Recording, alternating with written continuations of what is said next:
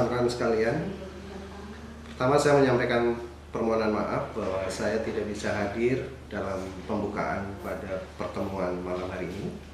Namun saya sudah menyiapkan satu gagasan dan juga review tentang sejarah harm reduction sebagai kata pengantar dari pertemuan yang akan dilaksanakan. Yang pertama, saya kira saya akan menyampaikan bahwa judul dari paparan saya adalah Program Harm Reduction di Indonesia, dari pendekatan perubahan perilaku ke perubahan sosial, dan dari kebijakan lokal sampai global. Ini akan menceritakan tentang masa lalu, masa sekarang, dan masa depan. Pertama, saya menyebutnya periode gelap. Periode gelap ini pada tahun 99 sampai dengan 2001, di mana program layanan alat suntik steril pertama kali dilakukan di Bali secara sembunyi-sembunyi, secara diam-diam, secara gelap-gelapan oleh satu lembaga swadaya masyarakat. Kemudian 2001 terbit buku Dasar Pemikiran Pengurangan Dampak Buruk Narkoba oleh Center of Harm Reduction.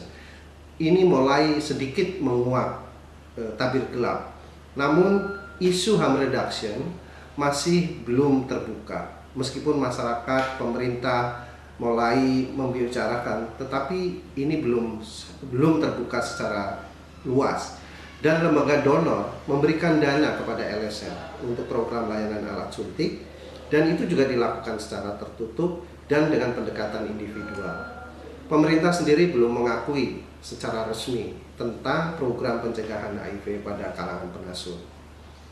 Dari periode gelap ini kita masuk ke periode terang, yaitu masa di tahun 2003 sampai dengan 2005. Ini ada satu masa yang menurut saya sebagai awal dari munculnya harapan, di mana ada MOU antara KPA Nasional dengan BNN supaya layanan alat suntik steril ini diuji coba baik di Jakarta maupun di Bali.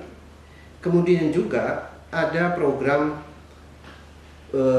terapi rumatan metadon yang dimulai di Rumah Sakit Ketergantungan Obat Jakarta dan Rumah Sakit Sanglah di Bali.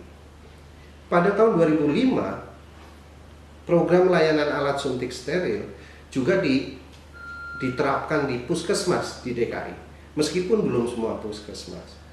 Dan 2005 juga diinisiasi pertemuan nasional harm reduction yang pertama di Hotel Borobudur Jakarta. Dan itu saya kira menjadi tonggak awal dari program harm reduction dikenal oleh pemerintah maupun oleh masyarakat. Dan juga ada satu catatan di 2005, Presiden SBY meninjau PTRM di Rumah Sakit Ketergantungan Obat Cibubur. Jadi ini periode yang sangat menggembirakan.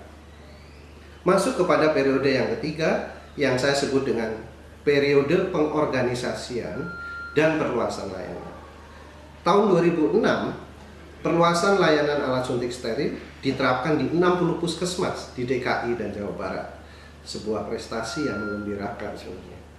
Kemudian juga terbentuk sebuah organisasi komunitas yang disebut dengan Ikatan Persaudaraan Pengguna Napsa Indonesia atau disingkat dengan IPNI. Nama ini menjadi sangat populer di kalangan para pecandu dan juga para aktivis LSM karena secara mengejutkan sebenarnya pengguna napsa tiba-tiba mampu berorganisasi yang sebelumnya dianggap para pengguna napsa tidak punya kemampuan berorganisasi. Nah, inilah disebut dengan periode pengorganisasian yang paling fenomenal karena gagasan ini juga munculnya dari perbincangan yang cukup panjang di 2006. Bahkan seingat saya ini dilakukan pertemuannya, inisiasinya ada di bandara di Vancouver, Kanada ketika baru selesai mengikuti International Harm Reduction di sana. Kemudian 2006 juga ada satu momentum penting, Peraturan Menteri Kesehatan nomor 567 dikeluarkan dalam bentuk pedoman pelaksanaan harm reduction. Pedoman ini digunakan oleh puskesmas maupun juga oleh LSM-LSM yang akan menyelenggarakan reduction. Nah, seringkali masyarakat, pemerintah maupun juga penegak hukum mempertanyakan payung hukum. Harm reduction ini payung hukumnya apa? Maka pada tahun 2007 KPA nasional berinisiatif untuk membuat satu peraturan Menkokesra, yaitu peraturan kebijakan nasional tentang harm reduction yang ditandatangani oleh Abu Rizal Bakri pada saat itu sebagai Menkokesra, tapi juga sekaligus sebagai Ketua Komisi Penanggulangan AIDS Nasional. Dan pada saat itu sekretaris KPA masih dijabat oleh Ibu Nafsi Ambor. Nah, di 2007 akibat dari atau dampak dari Permenkokesra nomor 2 tahun 2007, layanan metadon diperluas di DKI. Jadi sudah tidak ada keraguan lagi, baik petugas puskesmas, polisi, masyarakat sebenarnya sudah paham bahwa ini ada payung hukumnya. Demikian juga di lapas rutan sudah dimulai ada layanan harm reduction. Saya kira itu adalah sebuah prestasi yang tidak bisa dihapus demikian saja dari sejarah kita. Periode berikutnya yang saya sebut dengan periode keempat adalah yang dinamakan periode gerakan perubahan sosial. Nah, inilah mulai kita bisa melihat adanya dua kubu yang akhirnya barangkali sampai hari ini masih belum ketemu filosofinya. Ketika gerakan pengorganisasian sudah semakin matang, ya, IPNI semakin membesar, anggotanya semakin banyak, tersebar di kota kabupaten yang lain, mulailah istilah pecandu adalah korban diintensifkan sebagai slogan perjuangan organisasi pengguna nafsa ini. Nah, slogan pecandu adalah korban adalah sebuah perlawanan terhadap ketentuan kebijakan-kebijakan baik undang-undang yang bersumber dari Konvensi Tunggal Narkotika yang menyebut bahwa pecandu juga bagian dari pelaku kejahatan yang harus mendapatkan sanksi. Nah, ini dilawan dengan slogan pecandu adalah korban. Diikuti kemudian dengan operasionalisasinya adalah tuntutan dekriminalisasi dan penegakan hak asasi manusia terhadap para pecandu itu atau pengguna nafsa. Nah, jadi konteks antara pecandu adalah korban dan tuntutan dekriminalisasi dan pemenuhan kebutuhan hak asasi manusia bagi pengguna itu adalah satu paket yang diperjuangkan oleh para pengguna nafsa. Sehingga pada Kongres Pengguna Nafsa yang pertama di Makassar juga disepakati istilah Ikatan Persaudaraan Pengguna Nafsa Indonesia atau IPNI diubah menjadi Persaudaraan Korban Nafsa Indonesia atau disingkat PKNI.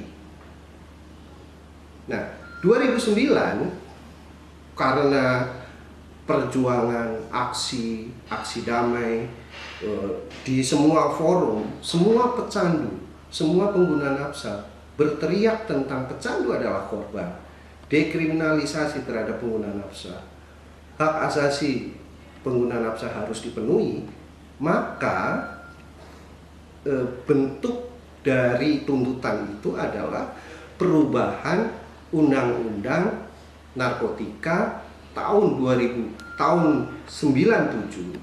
nomor 5 tahun 97 dan nomor 22 tahun 97 supaya diubah. Nah, rupanya perjuangan itu membuahkan hasil sehingga tahun 2009 Undang-Undang Narkotika direvisi dan muncullah undang-undang baru yang dikenal dengan Undang-Undang nomor 35 tahun 2009 yang disahkan secara resmi oleh DPR dan pemerintah. Namun di dalam undang-undang itu, Undang-Undang 35 tahun 2009, masih ada dualisme, pendekatan represif dan pendekatan humanis. Nah, dualisme di dalam undang-undang ini nanti akan berakibat pada masa sekarang dan juga masa yang akan datang. Nanti kita akan lihat dampaknya. Nah, di samping itu, pada tahun 2009 juga, jaringan Penasum terus melakukan advokasi kebijakan nafsa di seluruh Indonesia. Sebenarnya untuk mengurangi tingkat penangkapan dan juga tingkat pemenjaraan dan juga mengharapkan vonis-vonis rehab itu diterapkan di pengadilan-pengadilan yang mengadili kasus-kasus narkoba. Pada saat yang sama, layanan alat suntik atau akses layanan alat suntik steril juga diperluas sampai ke 150 puskesmas, dan PTRM sudah lebih dari 60 klinik PTRM. Saya kira sekarang sudah lebih dari 80. Ini menggambarkan pada periode gerakan sosial ini, saya sebut bahwa pendekatan-pendekatan yang bersifat individual, layanan jarum suntik steril diutamakan, itu sudah bergeser karena perjuangannya sudah menjadi perjuangan struktural, perjuangan mengubah kebijakan, perjuangan untuk membangun opini publik tentang pengguna nafsa adalah korban, hak asasi pengguna nafsa harus dipenuhi. Itu adalah perjuangan-perjuangan konseptual, perjuangan-perjuangan struktural. Periode kelima yang disebut periode wajib lapor. Ini juga bagian dari implementasi Undang-Undang 35 tahun 2009. Pada tahun 2010, Ibu Ani Susilo Bambang Yudhoyono, Ibu Presiden, meresmikan PTRM di Puskesmas Cipondo, Tangerang. Ini juga sebuah pengakuan politik dari seorang istri kepala negara mengakui bahwa PTRM, program terapi rumahan metadon, adalah bagian dari penerapan kebijakan undang-undang narkotika yang baru, di mana para pengguna nafsa jenis heroin itu tidak perlu lagi sebenarnya untuk dipenjarakan, tapi langsung masuk di dalam rehabilitasi atau mengikuti program terapi rumahan metadon dengan kepentingan untuk mencegah penularan virus HIV, dan kepentingan lain adalah untuk memulihkan, menstabilkan para pengguna narkoba jenis heroin supaya dia mendapat jaminan bahwa setiap saat dia akan mendapatkan terapi pengganti heroin yang teratur dan disediakan oleh pemerintah. Dari zat-zat yang disediakan bandar di pasar gelap, disediakan, diambil alih oleh pemerintah, disediakan oleh lembaga-lembaga pemerintah yaitu puskesmas dengan anggaran-anggaran pemerintah. Jadi itulah sebenarnya perubahan dari pasar gelap ke pasar terang, saya menyebutnya. Atau karena ini di bawah naungan kebijakan, maka disebut kebijakan wajib lapor. Karena kebijakan wajib lapor sendiri itu lahir tahun 2011 melalui peraturan pemerintah nomor 25 tahun 2011. Nah, ini disahkan. Dua keputusan Menteri Kesehatan, IPWL, dan tata cara wajib lapor juga dikeluarkan, jadi operasionalisasinya. Kemudian juga BNN mengeluarkan peraturan kepala BNN tentang tata cara penanganan tersangka pecandu. Kemudian ada satu lagi, surat edaran Mahkamah Agung yang ditetapkan di 2011 sebagai penempatan pecandu di panti rehab. Jadi luar biasa sekali begitu respon pemerintah melaksanakan Undang-Undang 35 2009. Jadi dalam kurun waktu 2 tahun keluarlah berbagai macam aturan-aturan di bawah undang-undang tersebut. Kita masuk ke periode ke-6, di mana saya menyebutnya periode artis dan public figure. Kawan-kawan tentu tahulah bahwa banyak sekali artis-artis, public figure yang terjerat kasus narkoba. Namun kita harus akui, kecerdasan para public figure ini memanfaatkan vonis rehab atau menuntut langsung rehabilitasi. Ya tentu karena mereka didampingi pengacara-pengacara beken dengan kemampuan finansial yang dari artis itu untuk membayar lawyer-lawyer yang bertarif mahal. Namun pelajaran penting yang kita dapatkan dari sini adalah bahwa public figure itu juga tahu bahwa aturan ini bisa dimanfaatkan. Jadi dualisme di dalam Undang-Undang 35 itu bisa dimanfaatkan di sebagai kepentingan humanisme, tapi juga menghindari represifnya Undang-Undang 35 ini. Nah, inilah kepandian lawyer.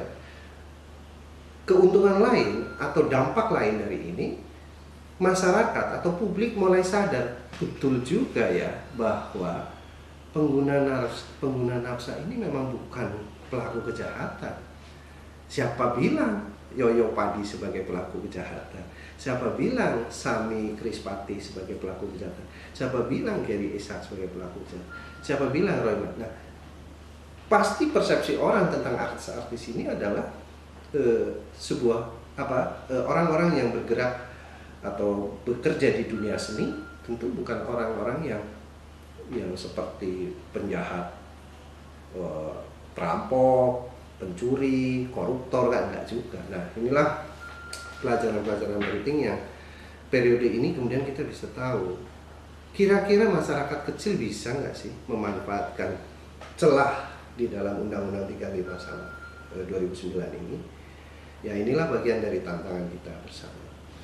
Setelah periode artis public figure ini masuk ke periode yang ketujuh yang saya sebut periode saat ini, 2014 dan periode yang masa yang akan datang. Kenapa? Di periode 2014 ini kita tahu keluar sebuah peraturan bersama 3 menteri yang menerapkan sebuah kebijakan bahwa di 16 kota diterapkan kebijakan setiap pengguna narkoba di 16 kota itu langsung akan direhab. Dijamin tidak akan dipenjarakan, tidak akan ditangkap oleh polisi. Nah, berkaitan dengan itu, maka semua peraturan yang keluar itu selalu merujuk kepada Undang-Undang Narkotika dan peraturan pemerintah di bawahnya. Nah, peraturan bersama 3 menteri ini harus dimonitor dan dievaluasi. Bagaimanapun juga, ketika kebijakan 3 menteri ini keluar, kita harus memonitor dan mengevaluasi siapa yang melaksanakan dan bagaimana pelaksanaan. Yang kedua, masyarakat harus paham betul tentang aturan-aturan dari mulai undang-undang sampai ke peraturan bersama ini.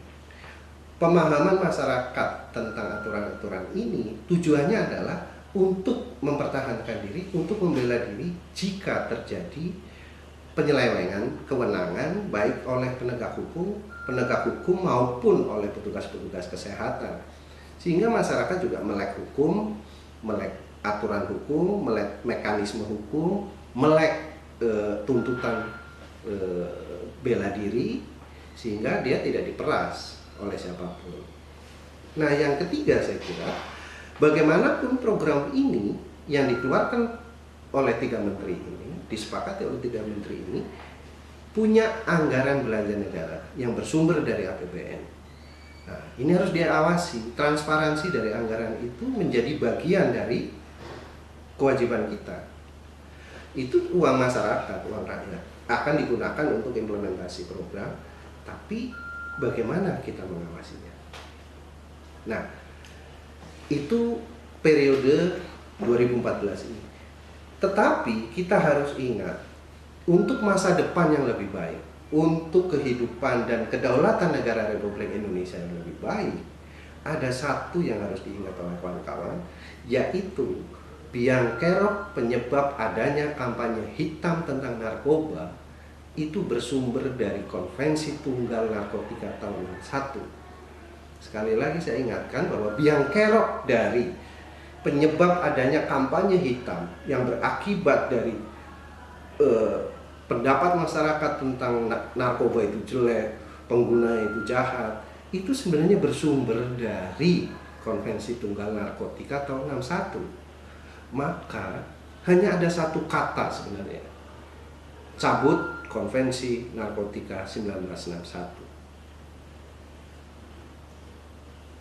Nah, harapan untuk PNHR sekarang di 2014 artinya dengan penjelasan saya tadi, harapan untuk PNHR 14 adalah bagaimana di PNHR 14 kita bahas kemampuan masyarakat untuk mengawasi kebijakan-kebijakan yang sudah ditelurkan pemerintah. Itu yang pertama. Yang kedua, bagaimana komunitas dan masyarakat berdaya, terorganisir, mampu membela diri. Konkretnya mungkin membentuk paralegal di tingkat komunitas sampai di tingkat masyarakat. Yang ketiga, anggaran negara harus dikontrol. Bagaimanapun juga itu pajak rakyat, itu harus diawasi. Nah, yang keempat, kebijakan global harus dilawan. Saya kira itu yang bisa menjadi harapan saya, dan mudah-mudahan ini bisa menjadi bahan untuk diskusi selanjutnya. Terima kasih, insya Allah saya akan hadir menyusul.